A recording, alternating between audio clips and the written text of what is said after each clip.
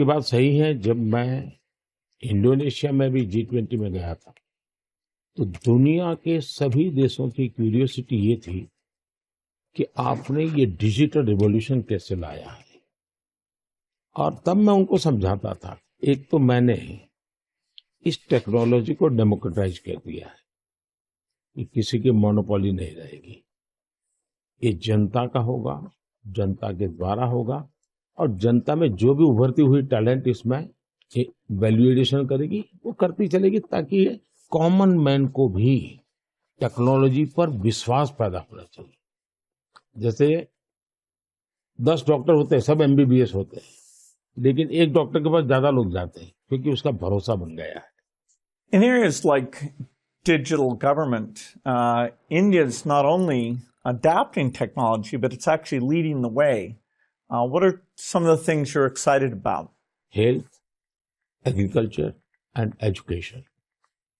मैंने जो आरोग्य मंदिर बना है, 2 लाख आरोग्य मंदिर, आयुष्मान आरोग्य मंदिर विलेजेस में, ये जो मेरे हेल्थ सेंटर है, उनको मैं डायरेक्टली मॉडर्न टेक्नोलॉजी से बेस्ट हॉस्पिटल के साथ उनको जोड़ देता।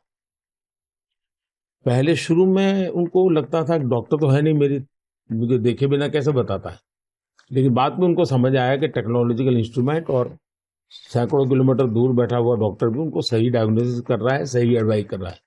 तो लोगों का कॉन्फिडेंस बढ़ रहा है। जितना बड़ी हॉस्पिटल में होता है, उतना ही छोटे आरोग्य मंदिर में हो रहा है। तो ये डिजिटल प्लेटफॉर्म की कमाल है। और दूसरी पर एजुकेशन, मैं बच्चों को बेस्ट एजुकेशन पहुंचाना चाहता हूँ। टीचर की जो कमियां है, उसको मैं टेक्नोलॉजी से भरना चाहता हूँ। दूसरा, बच्चे का इंटरेस्ट विजुअल में है, स्टोरी टेलिंग में है, तो उस प्रकार के कंटेंट बनाना, उस दिशा में मैं काम कर रहा हूँ, ताकि बच्चों को लगना चाहिए। और मैंने कुछ सर्वे किया, मैंने देखा बच्चों को बड़ा मजा आ रहा है।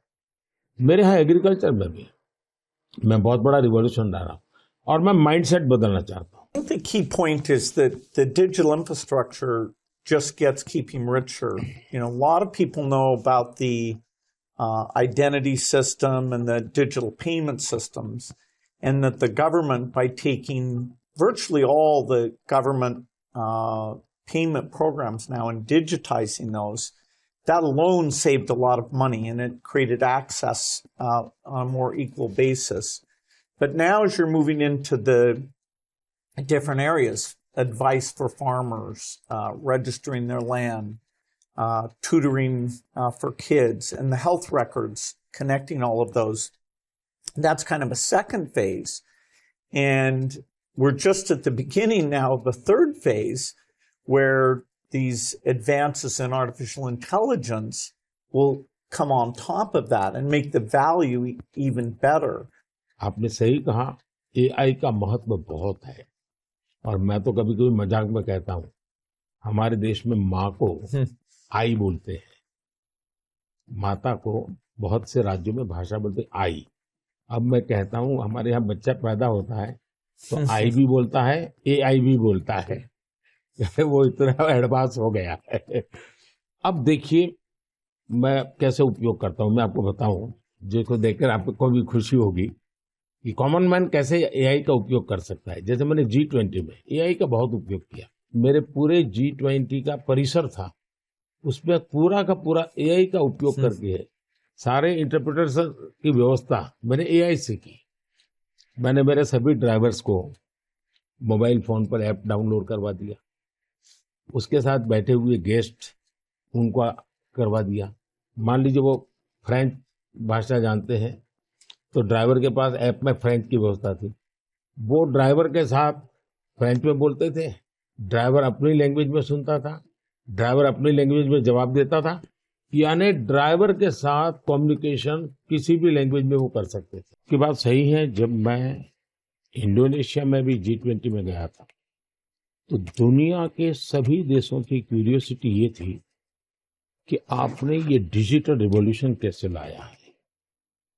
और तब मैं उनको समझाता था, एक तो मैंने इस टेक्नोलॉजी को डेमोक्रेटाइज कर दिया है कि किसी की मोनोपोली नहीं रहेगी। ये जनता का होगा, जनता के द्वारा होगा, और जनता में जो भी उभरती हुई टैलेंट इसमें वैल्यूएडिशन करेगी, वो करती चलेगी, ताकि कॉमन मैन को भी टेक्नोलॉजी पर विश्वास पैदा होना चाहिए। जैसे 10 डॉक्टर होते हैं, सब एमबीबीएस होते हैं, लेकिन एक डॉक्टर के पास ज्यादा लोग जाते हैं क्योंकि उसका भरोसा बन गया है। In areas like digital government, India is not only adapting technology, but it's actually leading the way. What are some of the things you're excited about? Health, agriculture and education. मैंने जो आरोग्य मंदिर बना है, 2 लाख आरोग्य मंदिर, आयुष्मान आरोग्य मंदिर विलेजेस में, ये जो मेरे हेल्थ सेंटर है, उनको मैं डायरेक्टली मॉडर्न टेक्नोलॉजी से बेस्ट हॉस्पिटल के साथ उनको जोड़ देता। पहले शुरू में उनको लगता था कि डॉक्टर तो है नहीं, मुझे देखे बिना कैसे बताता है, लेकिन बाद में उनको समझ आया कि टेक्नोलॉजिकल इंस्ट्रूमेंट और सैकड़ों किलोमीटर दूर बैठा हुआ डॉक्टर भी उनको सही डायग्नोसिस कर रहा है, सही एडवाइस कर रहा है। तो लोगों का कॉन्फिडेंस बढ़ रहा है। जितना बड़ी हॉस्पिटल में होता है, उतना ही छोटे आरोग्य मंदिर में हो रहा है। तो ये डिजिटल प्लेटफॉर्म की कमाल है। और दूसरे पर एजुकेशन, मैं बच्चों को बेस्ट एजुकेशन पहुंचाना चाहता हूँ। टीचर की जो कमियां है, उसको मैं टेक्नोलॉजी से भरना चाहता हूँ। दूसरा, बच्चे का इंटरेस्ट विजुअल में है, स्टोरी टेलिंग में है, तो उस प्रकार के कंटेंट बनाना, उस दिशा में मैं काम कर रहा हूँ, ताकि बच्चों को लगना चाहिए। और मैंने कुछ सर्वे किया, मैंने देखा बच्चों को बड़ा मजा आ रहा है। मेरे यहाँ एग्रीकल्चर में भी मैं बहुत बड़ा रिवॉल्यूशन ला रहा हूँ, और मैं माइंडसेट बदलना चाहता हूँ। I think the key point is that the digital infrastructure just gets keeping richer.